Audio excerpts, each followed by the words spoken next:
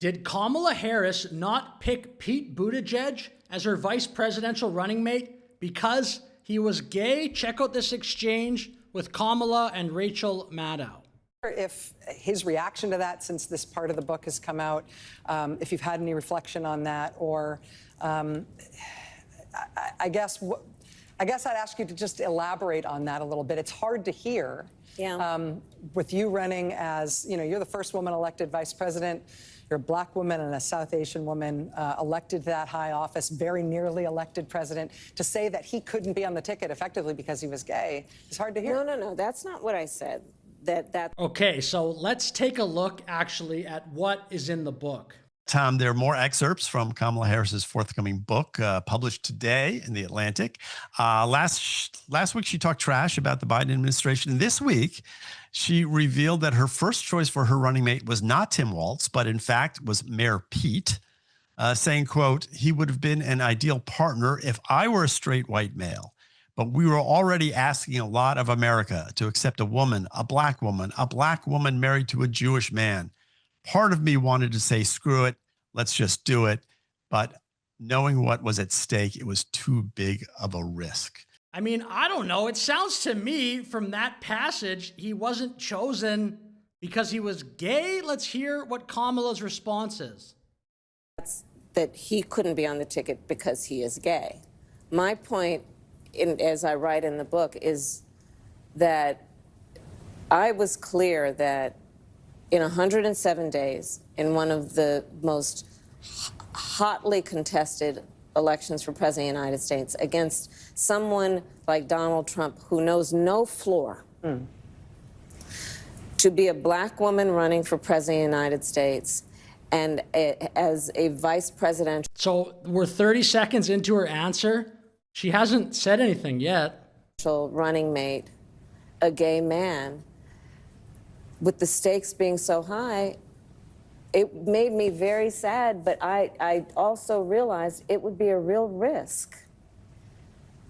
Is that not the exact opposite of being woke? Like, for all the Democrats talk in the last, say, 15 years, maybe even longer, about identity politics, don't discriminate, LGBT, DEI, whatever, for like the person that just ran for president to just say this and not even be like that cautious about the way she's saying it. Kamala always kind of talks in a cautious way, but like, why would you include that in the book? The story is actually quite interesting.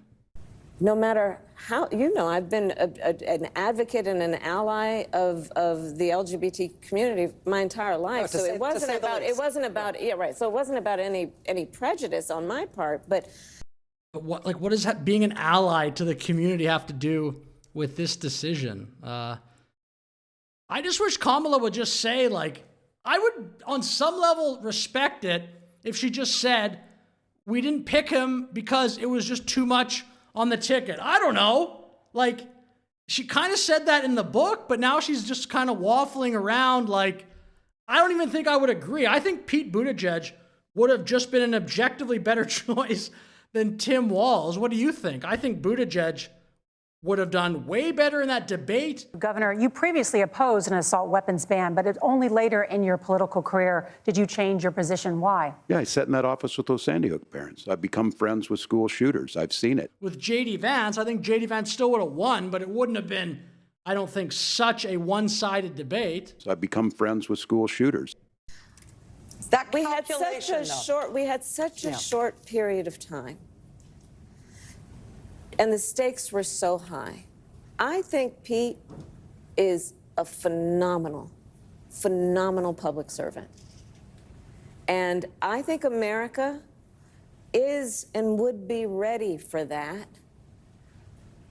But what do you think in the comments? Do you think Kamala, being a black and South Asian Indian woman, plus having a gay person, I don't think that would have been too much. Tim Walz was way worse, I think, as a choice. I think Tim Walz was like legitimately offensive to men because he was such a weird caricature of what the left wanted men to be. That's how I perceived it. That's how I think a lot of people perceived Tim Walz. It was like, just even if you didn't follow politics, I think if you would have looked at that as a total person that checks out and then every 4 years kind of pays attention maybe in the last couple of weeks, I think you would have looked at Tim Walz and been like, what is this? Like this goofy guy. Well, like he's kicking everything around and he's super enthusiastic. That's not how he's been. He's waving it. No, so different.